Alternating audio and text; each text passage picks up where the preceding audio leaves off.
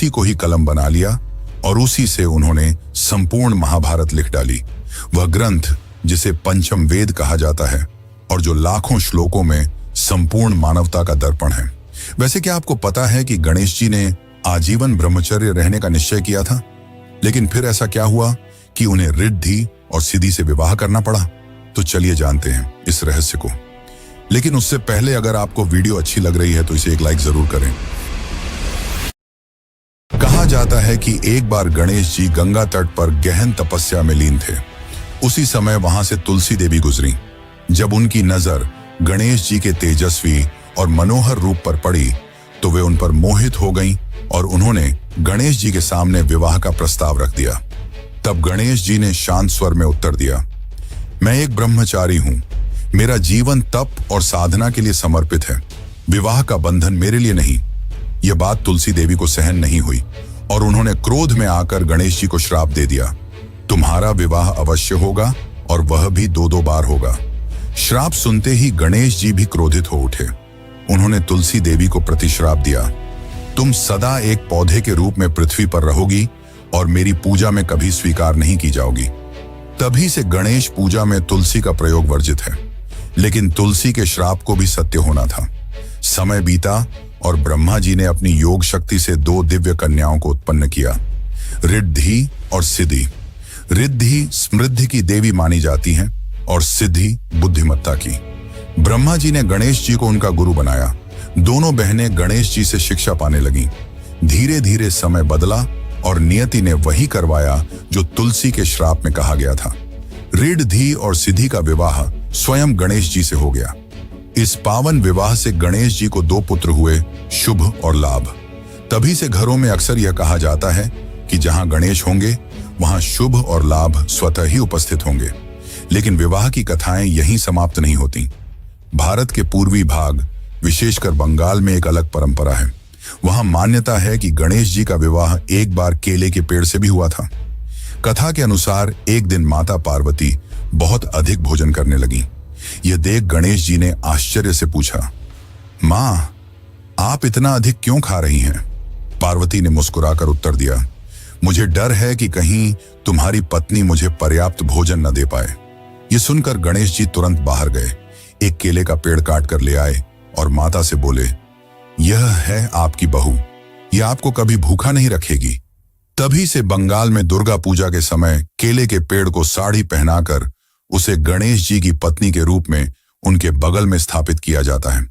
लेकिन क्या आपने कभी सोचा है कि गणेश जी को विघ्नहर्ता और विघ्नकर्ता क्यों कहा जाता है और क्यों सबसे पहली पूजा गणेश जी की ही की जाती है? तो चलिए अब जानते हैं इसके पीछे की असली सच्चाई। गणेश जी को हम विघ्नहर्ता कहते हैं, हर बाधा को दूर करने वाले। यही कारण है कि जब भी कोई नया काम शुरू होता है, कोई शुभ अवसर आता है या कोई पूजा अर्चना होती है तो सबसे पहले उनका आह्वान किया जाता है। शास्त्रों में स्पष्ट लिखा है कि बिना गणेश वंदना के कोई भी कार्य सफल नहीं होता। लेकिन इसके पीछे सिर्फ परंपरा नहीं बल्कि एक गहरा रहस्य छिपा है। एक बार की बात है, सभी देवता यह विवाद करने लगे कि कौन सबसे श्रेष्ठ है और किसकी पूजा सबसे पहले की जानी चाहिए। इस विवाद का निपटारा करने के लिए एक प्रतियोगिता रखी गई। जो सबसे पहले पूरी पृथ्वी का चक्कर लगाकर वापस आएगा वही प्रथम पूज्य कहलाएगा। कार्तिकेय अपने तेज वाहन मोर पर सवार होकर तुरंत निकल पड़े। लेकिन गणेश जी, जिनका वाहन एक साधारण चूहा था, वे मुस्कुराए और माता पिता शिव पार्वती की परिक्रमा कर बोले, मेरे लिए आप ही संसार हैं। उनकी बुद्धिमानी और भक्ति देखकर देवताओं ने स्वीकार किया कि गणेश जी ही प्रथम पूज्य हैं। तभी से हर पूजा की शुरुआत उन्हीं के नाम से होती है। पर गणेश जी का स्वरूप केवल विघ्नहर्ता तक सीमित नहीं है, वे उतने ही विघ्नकर्ता भी हैं। जब हम धर्म और सद्गुणों की राह पर होते हैं तो वे हमारे सारे अवरोध मिटा देते हैं और हमारी यात्रा सरल बना देते हैं। लेकिन जब हम गलत राह पर चलते हैं, जब हमारे कदम पाप, छल या अन्याय की ओर बढ़ने लगते हैं, तब वही गणेश हमारे मार्ग में विघ्न खड़े कर देते हैं। वे रुकावटें जिन्हें हम अक्सर बदकिस्मती समझ बैठते हैं, दरअसल उनके संकेत होते हैं कि हम गलत रास्ते पर हैं।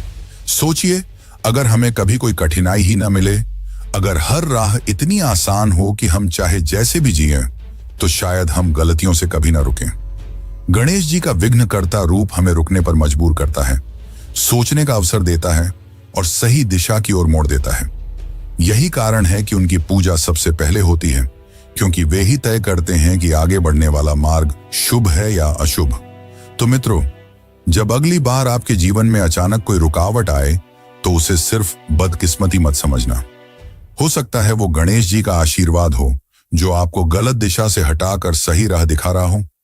यही गणेश जी का असली वरदान है। वे हमारे विघ्न भी हैं और हमारे उद्धारक भी। लेकिन क्या आपको पता है कि गणेश जी ने एक ऐसा रूप भी लिया था जो सदा काम वासना और स्त्री संबंध में लीन रहते थे? लेकिन आखिर ऐसा क्यों?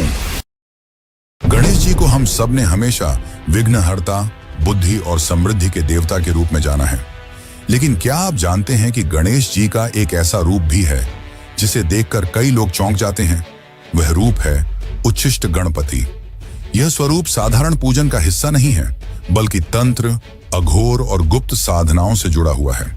कथाओं में वर्णन है कि उच्छिष्ट गणपति को ऐसा स्वरूप माना गया है जिसमें वे सदैव काम वासना और स्त्री संबंध में लीन रहते हैं। उनकी मूर्तियां अक्सर उन्हें एक स्त्री के साथ गहन आलिंगन में दिखाती हैं।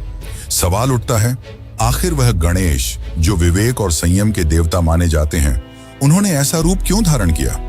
तांत्रिक मान्यताओं के अनुसार इसका रहस्य और भी गहरा है। यहाँ यह रूप भोग और मोक्ष के मिलन का प्रतीक है। तो सोच कर देखिए, जिस गणेश को हम मासूम, मोदक प्रिय और बाल स्वरूप में देखते हैं, उनका यह भयावह तांत्रिक और रहस्यमय रूप कहीं ना कहीं इंसान की आकांक्षा, कामना और मोक्ष की पूरी यात्रा का रहस्य समेटे हुए हैं। लेकिन यह तो बस शुरुआत है। उच्छिष्ट गणपति के असली रहस्य, उनकी तांत्रिक कथाएं और उनका वह अघोरी स्वरूप जो अब तक छुपा रहा है, हम आपके सामने लाएंगे।